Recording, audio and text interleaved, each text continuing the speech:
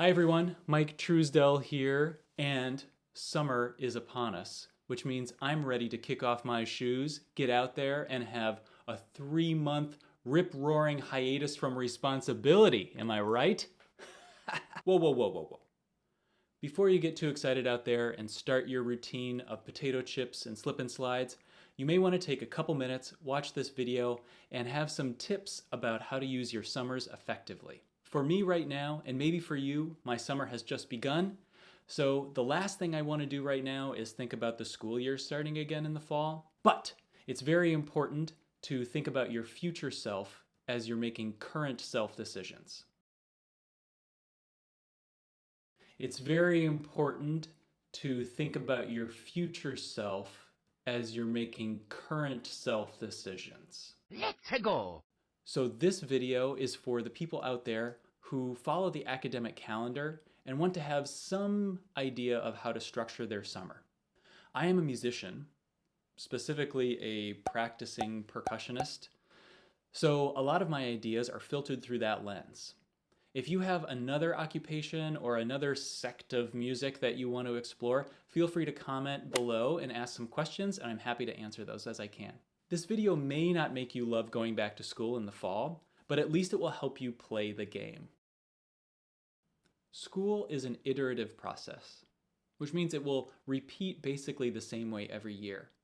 However, the timeline is so long, like 1 year before you actually see the same thing again, that it's hard to remember how to prepare for that beginning of the year and what it feels like on the other side.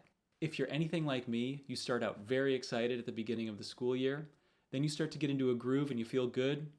By about week 9, you start to feel very stressed out, overwhelmed, things starting to pile up, end of the semester coming up.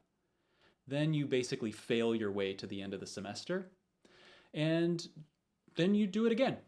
This video is meant to try to de-stress your life and see if you can make it through the entire semester while feeling pretty good about yourself. But because the iteration is so long, 1 year, it takes a long time to prepare for it. That's what the summer is for, and that's what this video is about. Step 1, relax. You just completed a marathon task of getting through this entire year of school. There's a lot of ideas, a lot of knowledge, a lot of skills that you've learned, friendships you've made. There's a lot of activity in your brain and probably some stress on your body as well. The first step of the summer is to make sure your brain, your mind, and your body are relaxed. Some things that help me relax. Number 1, meditate longer every day. You have the time. If you don't currently meditate, you might want to start getting into the practice of it over the summer. It can only help you. Number 2, replace caffeine with sleep. This might make you feel a little bit rough or rugged for the first few days, but if you start to replace the caffeine with sleep, which might mean napping during the day, you're going to feel better on the other side. Number 3, carve out time to be alone and enjoy your solitude. Number 4, do some slow-paced activities just for fun. Maybe just walking around, talking to somebody on the phone, reading a book. Maybe you have a slow-paced, relaxing hobby like ceramics or golf. You're playing golf and you're going to like it. What about my asthma? I'll give you asthma. The most effective yet most difficult method of relaxing is to do nothing. And for me, nothing doesn't mean looking on the internet. It doesn't mean engaged in some kind of activity. It means literally nothing. It's going to be a very noisy traffic jam of a brain for a while, but after a while, your thoughts will start to calm down and your body and mind will relax. I promise. Stage 2, review. Before embarking on a new project, and especially before doing the same project again, I want to start a review process of what just happened. This is a critical element in any productivity model to help streamline your thoughts and your actions and to be able to do the same thing more efficiently next time. It might be helpful at this point in the process to have a notebook of some kind, whether it's digital or physical, to write down your thoughts and ideas.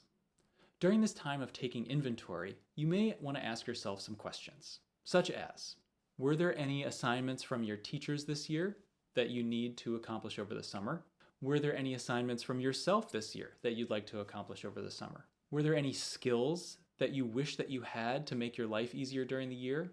Was there any knowledge that you wish you had during the year that could help you be more effective in and outside of school? Can I improve my productivity and efficiency? Can I improve my communication skills? What turned out to be important this year? What turned out to be a waste of time? What frustrated me about this year? Now, this question can send you down an unrelenting rabbit hole of unproductiveness, so be sure to keep a list of actionable items that can help you solve these problems right away, instead of just complaining about things that happened or didn't happen during the year. After you've answered some of these questions, I like to start implementing change basically right away. Now, disclaimer, I try not to make any life-changing decisions in December or May if I can help it, because these are generally the most stressful months for somebody on the academic calendar. So keep that in mind, but also on the other side, you have to make decisions at some point. So if you need to do it now, do it now.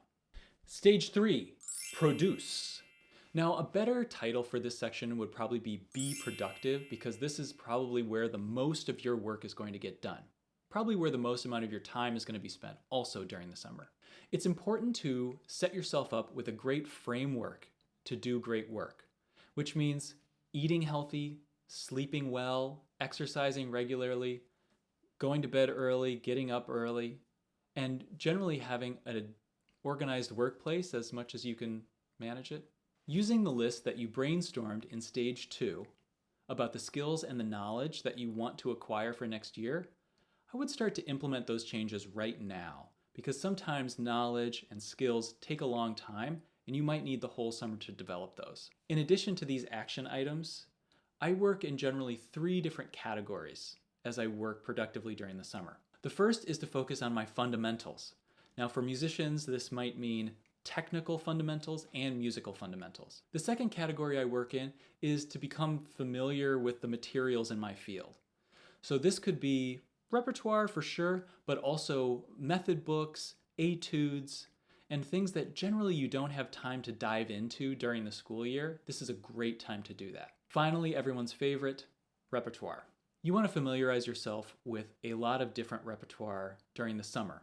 This could be different styles, this could be different styles of playing, it could be different artists, but you want to have a wider breadth of knowledge at the end of the summer than you did when you came in.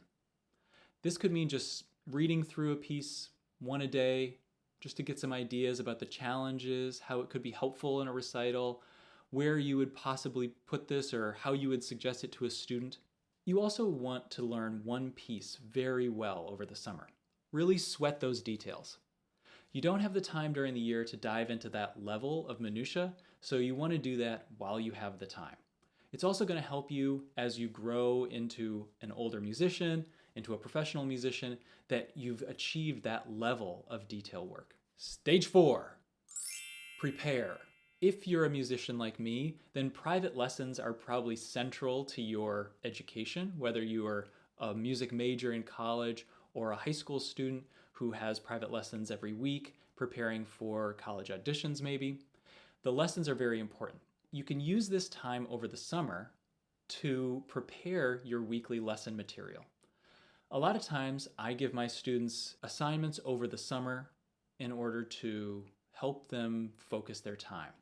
If your teacher has done the same thing and you know what you need to work on, then really go for it, learn it very well, and then go above and beyond and give yourself assignments so that you can have at least 3 to 4 weeks of lesson material prepared by the time you set foot back at school in the fall. If you have 3 to 4 weeks of lesson material ready and then you keep doing 1 week of lesson material each week, then you have a huge insurance buffer if you have a rough week, if something goes awry, if you need to focus your energies in another way, you still have that bank of repertoire and that bank of skills that you can fall back on in the fall.